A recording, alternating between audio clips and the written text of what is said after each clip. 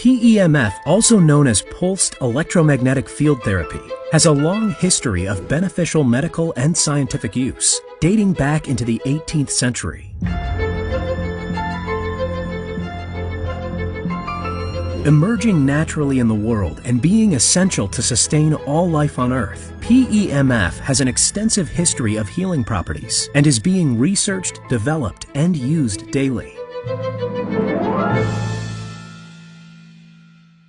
In 1774, Franz Anton Mezmer, a German doctor, discovered extraordinary results treating patients suffering from mental illness by making them swallow an iron liquid and passing two magnets around them, resulting in immediate symptom relief for several hours.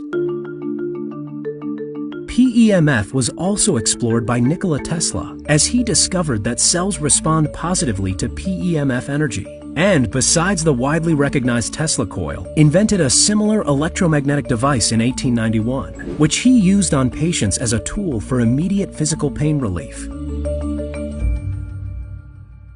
3, 2, 1, 0. All engine running. Liftoff. We have a liftoff. NASA was amongst the first that researched PEMF technology and invested over $3.5 million in its research.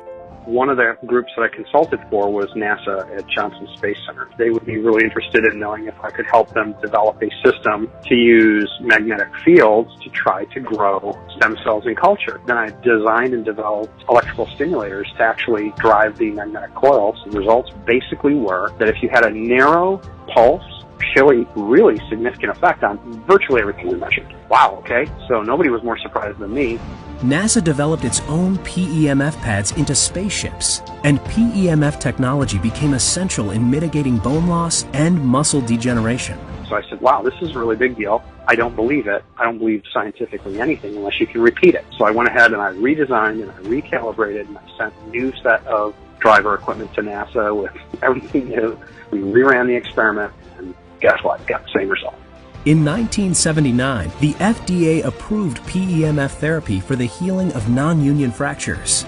3 years later, they cleared low-powered PEMF devices called BGS, or bone growth stimulators, for human use.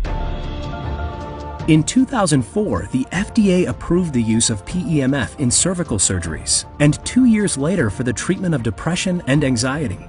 And in 2011, approved PEMF therapy for the treatment of brain cancer.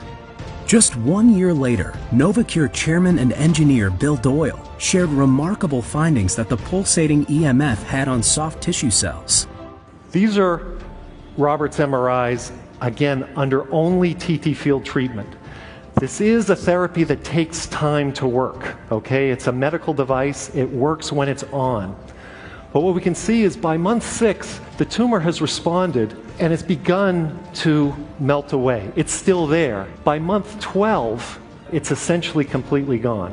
And demonstrated tumor-treating fields as successful treatments for cancer patients.